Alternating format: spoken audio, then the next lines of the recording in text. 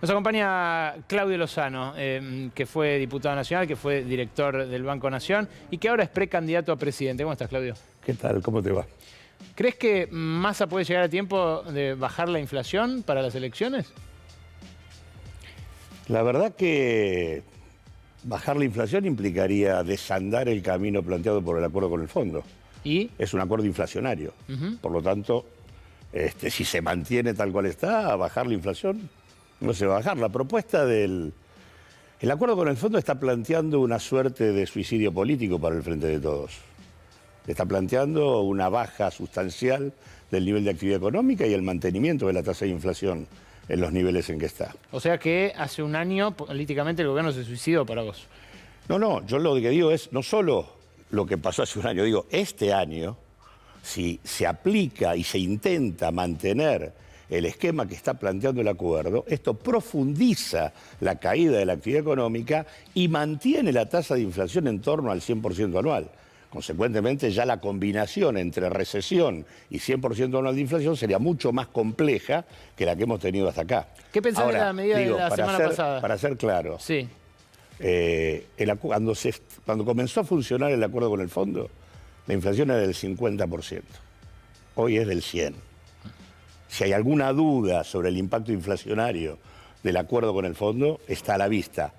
Y el único mecanismo antiinflacionario que existe en esta estrategia es el enfriamiento de la actividad económica. La recesión. Claro, que no funciona en la Argentina porque en tanto se mantiene un esquema de régimen de libre cambio en el mercado cambiario y no hay reservas, la brecha cambiaria impide vía impacto en los precios el efecto que produciría la recesión si hubiera control estricto sobre el mercado de cambio. Entonces, por eso es que no termina de producir la desaceleración que debería producir. Hay mucha gente que está jubilada o que está próxima a jubilarse, que nos está escuchando. ¿Qué pensás de lo que anunció Massa la semana pasada con los fondos del ANSES?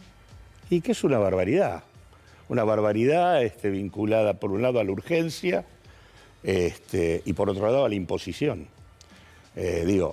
Primero hay descapitalización de los organismos públicos. Él lo niega. Que es más grave en el caso del fondo, de garantía de sustentabilidad. Sí.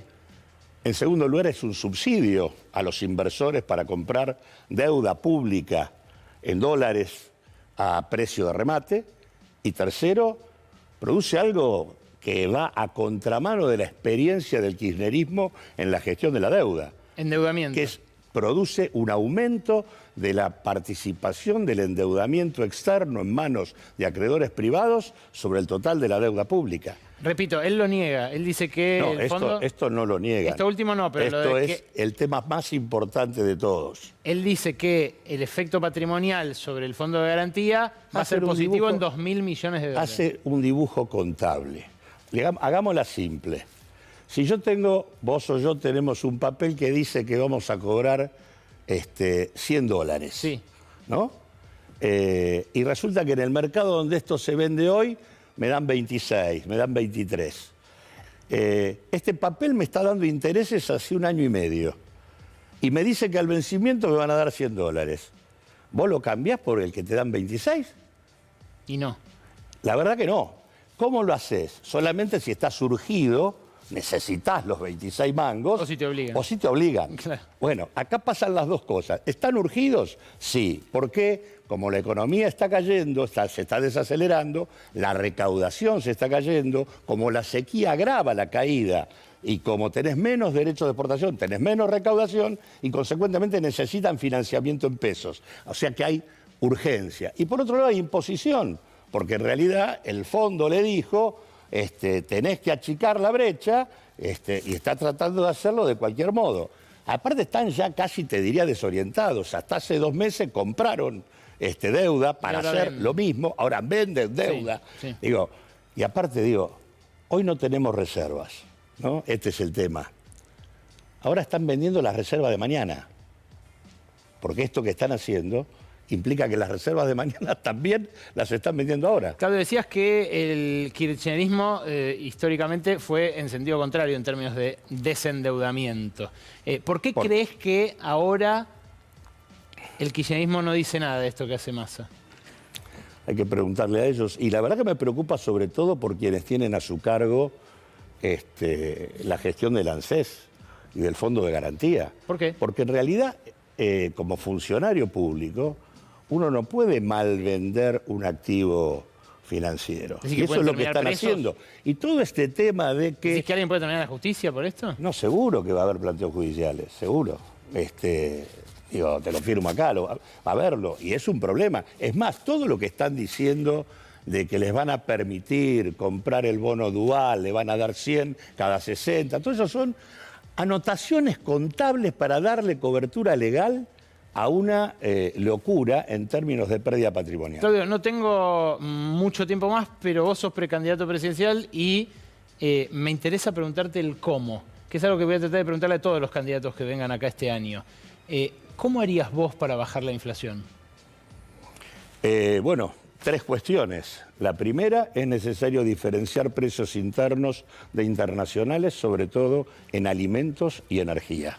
Eso ya hay con retenciones. Eso ya se intenta con retenciones. Sí, pero con las retenciones tienen un porcentual muy reducido en relación al que tenían, con precios internacionales mucho más altos. O sea, subirías de retención. Por lo tanto, las retenciones tendrían que subir o tendrías que aplicar mecanismos de cupo u otro tipo de fondos compensatorios, pero digo, es imprescindible que el precio de aquellos productos que impactan en la canasta familiar tengan un precio interno distinto al internacional, porque Argentina tiene la ventaja de producirlos, simplemente es el tema. Y lo mismo ocurre con el tema de la energía. ¿Qué más? Segunda cuestión, vos tenés que disciplinar el comportamiento de los mercados oligopólicos. Esto implica aplicar toda la batería legal disponible, incluida la ley de abastecimiento. Esto implica pensar intervenciones del Estado, incluso en términos empresariales. Es posible que sea necesaria una empresa pública de alimentos. La discusión de Vicentín fue una cuestión muy importante porque se jugaba, todavía se juega, todavía no está terminada, la posibilidad de una empresa pública vinculada a ser testigo del comercio exterior para aportar a este tema que dije antes, y la posibilidad de una empresa pública de alimentos. Y tercer tema, no hay modo de discutir una inflación del 100% con una terapia gradual. Tiene que haber congelamiento. Tiene que haber congelamiento de precios, tarifas y tipo de cambio. Y tiene que haber recomposición de ingresos. Acá la necesidad de un programa popular antiinflacionario era lo que estaba siendo imprescindible cuando se fue Guzmán. Claro, se tomó el camino de profundizar el acuerdo con el fondo. Resultado, se firmó además de que era legalizar una estafa, se firmó un acuerdo inflacionario que no nos permite resolver el tema que hay que resolver. ¿Pero por qué? No es por casualidad. La inflación es el mecanismo de ajuste y de redistribución regresiva del ingreso en la Argentina, porque en el fondo saben, y las clases dominantes también, que no se puede hacer de otra manera el ajuste en nuestro país. La capacidad de resistencia que tiene el pueblo argentino y sus organizaciones es muy alta. Hay que preguntarle a López Murphy o a la propia Patricia Bullrich cuando quisieron bajar el 13% los saberes jubilatorios o los salarios de los estatales. ¿Cómo terminaron? No duraron.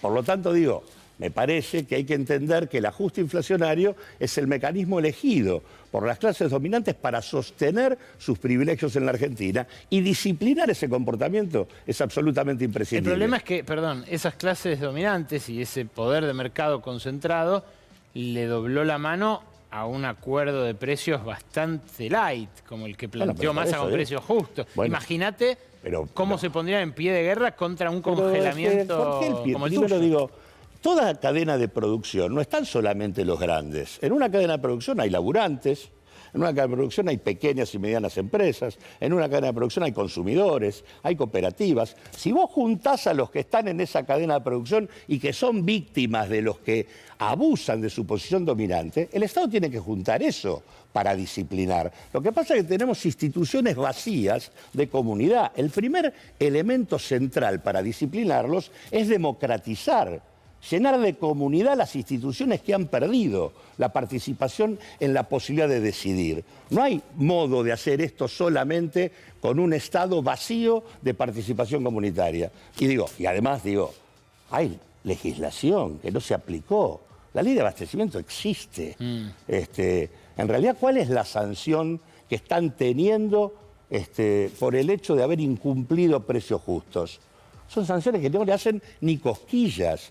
Entonces me parece que hay que discutir en serio Porque en realidad me parece que lo que hay que entender es que el sistema institucional en la Argentina, la democracia, y sobre todo es bueno decirlo en el marco del reciente 24 de marzo, está amenazada por dos cuestiones. Por una estrategia de la desigualdad que pusieron en marcha las clases dominantes desde el golpe para acá, y que hoy permanentemente resisten cualquier intento de distribución a través de los precios.